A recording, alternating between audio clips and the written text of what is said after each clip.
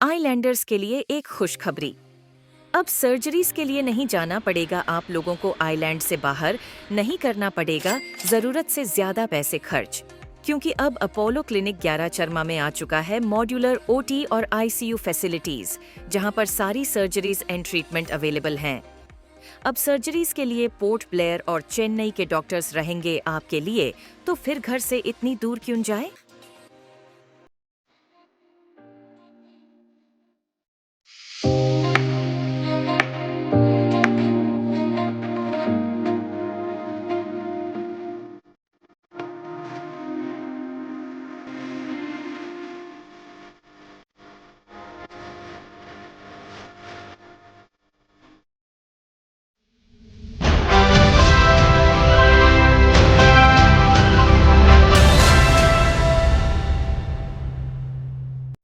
नमस्कार। आज हम सब यहाँ पे छोलदारी में उपस्थित हुए हैं। बांग्लादेश में हो रहे हैं जो हिंदुओं पर, वहाँ के जो माइनॉरिटी है उन पर जो अत्याचार हो रहा है, उसके लिए हम यहाँ पे सब उपस्थित हुए हैं। इसका हम कड़ी विरोध करते हैं, कड़ी निंदा करते हैं। किसी भी देश का जो राजनीति है उसमें साधारण जो गरीब लोग होते हैं उसका हिस्सा नहीं होता है। हम सब जानते हैं कुछ ही दिन पहले जो बांग्लादेश में एक राजनीतिक पलट हुआ है, जिसमें हमारे बांग्लादेश के जो प्रधानमंत्री शेख हसीना जी को वहां से हटाया गया और उनको जैसा न्यूज़ में आ रहा था 45 मिनट का समय दिया गया था देश छोड़कर भागने के लिए। तो आज हमारे भारत में उनको शरण दिया गया है, यहाँ पे वो सुरक्षित है।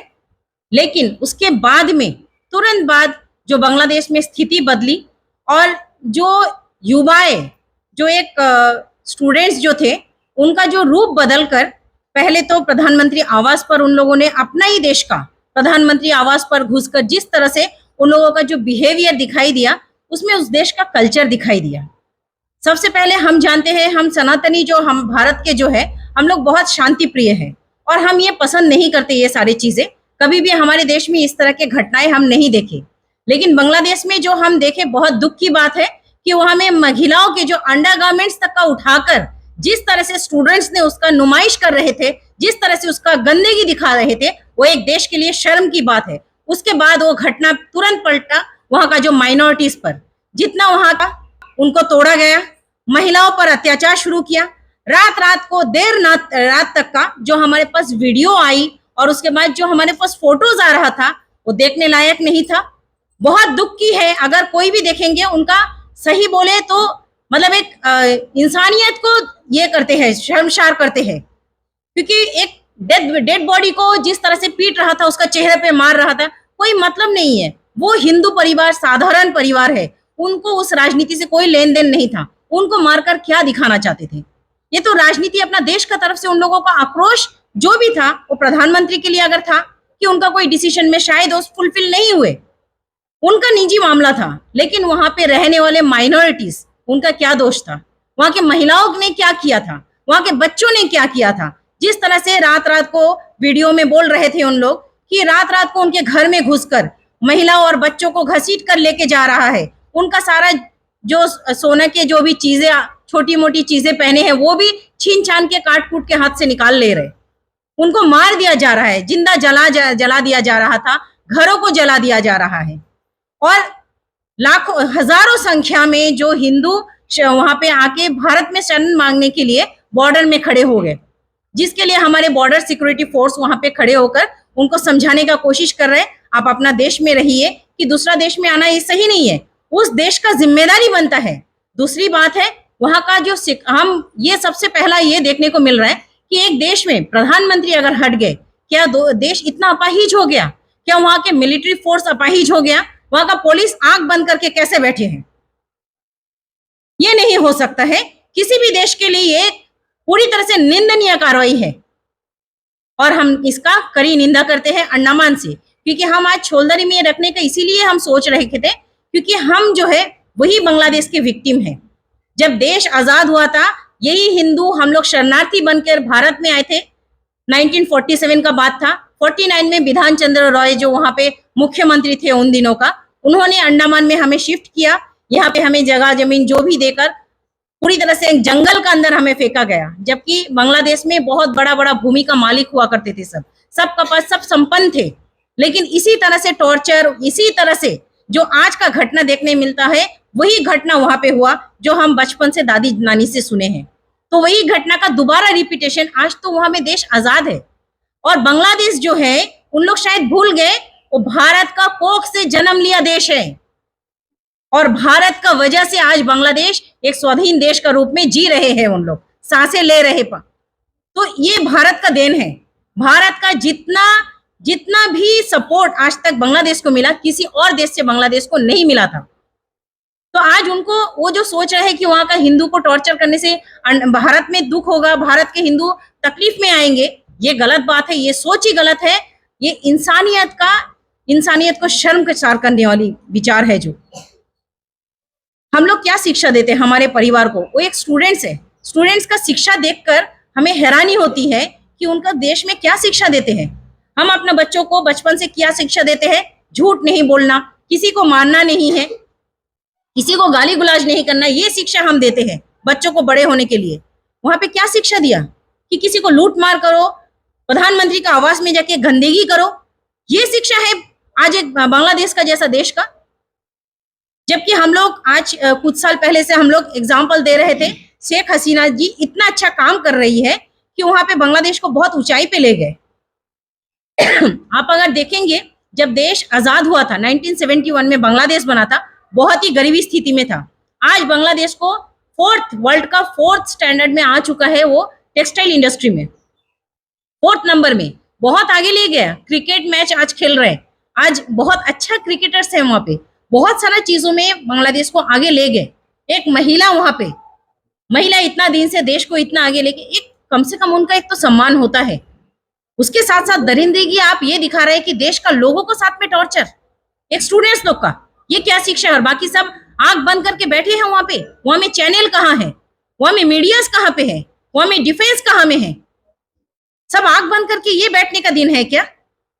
ये बहुत गलत है। मानवीयता, पूरी तरह से मानविकता को ये शमशार करती है। और इससे भी ज्यादा दुख की बात है, आज का डेट में आप देखेंगे कई दिन हो गया, कांग्रेस पार्टी की तरफ से एक बयान नहीं आया है।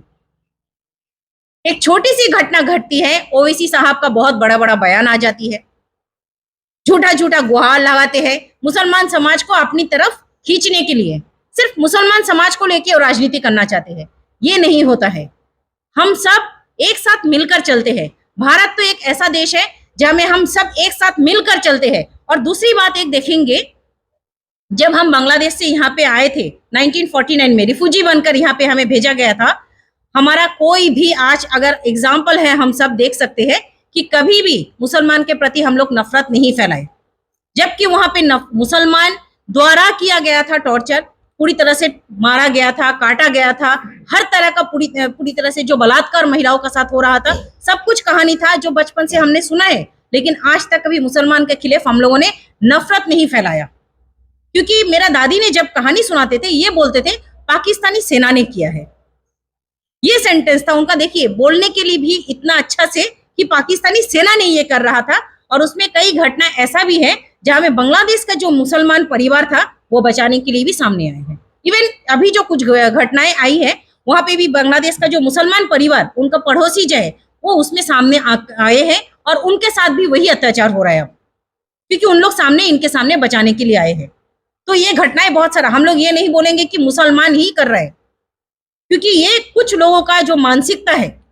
लेकिन उसमें हम ये चाहेंगे मुसलमान समाज का तरफ से भी बड़े बड़े जो ऐसे लोग हैं जिन लोग आवाज उठाना चाहिए कि ये गलत हो रहा है, चाहे वो हिंदू का साथ में हो, मुसलमान का साथ में हो, सिख का साथ में हो, किसी का साथ में भी हो। गलत जब है तो हर किसी को इंसानियत के नाते आवाज उठाना चाहिए। यही मेरा बोलना था।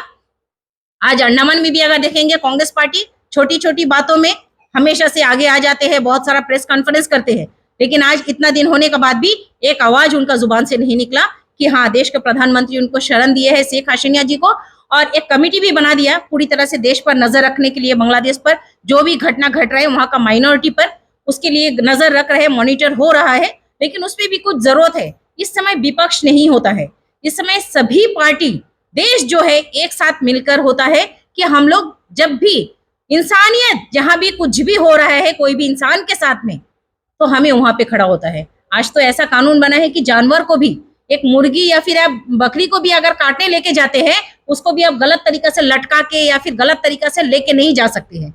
जानवर के लिए भी ये कानून है, तो ये तो इंसान है जो निर्दोष है। अगर वो इसका हिस्सा होते हैं, राजनीतिकरण किए हैं, कुछ गलत करते तो बात अलग था, तो लड़ाई झगड़ा का मामला बोल सकते थे। जो निर्दोष लोगों का साथ में ये कौन सा रिवेंज है? ये कोई रिवेंज का मामला नहीं होता है, ये गलत है, ये गलत सोच है।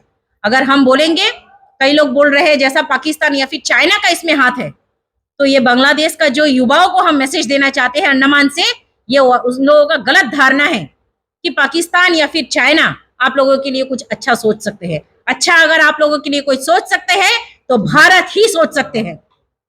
और आज जो हमारे सरकार है वो पूरी तरह से सक्षम है बांग्लादेश को सबक सिखाने के लिए अगर जरूरत पड़े तो, लेकिन वो अपना तरीके से काम करना जानते हैं किस तरह से, इसीलिए कमिटी बना के गठन किया है। उसके साथ साथ वहां पे उनका संपर्क बना हुआ है, कहाँ जरूरत है उसका हिसाब से हम लोग काम कर रहे हैं। तो हम लोग बहुत गर्वित है ऐसा सरकार का साथ में। सिर्फ अपना देश नहीं है, साथ साथ अपना पड़ोसी मुल्क भी उनके साथ सुरक्षित है। आज सभी हम लोग चाहते हैं, हम हमारे सरकार से भी निवेदन करना चाहते हैं, जो भी छोटी मोटी घटनाएं भी जो भी घट रहे हैं वहां पे, उसका पूरी तरह से जो है मॉनिटर करके उसका अपना ये लेना चाहिए, और उसके बाद जो भी कार्रवाई जरूरत पड़े उसके लिए करना बहुत जरूरी है, ये करना ही चाहिए। सभी को बहुत बहुत धन्यवाद इसके लिए। हमारे मीडिया भाई बंधु को सबको नमस्कार।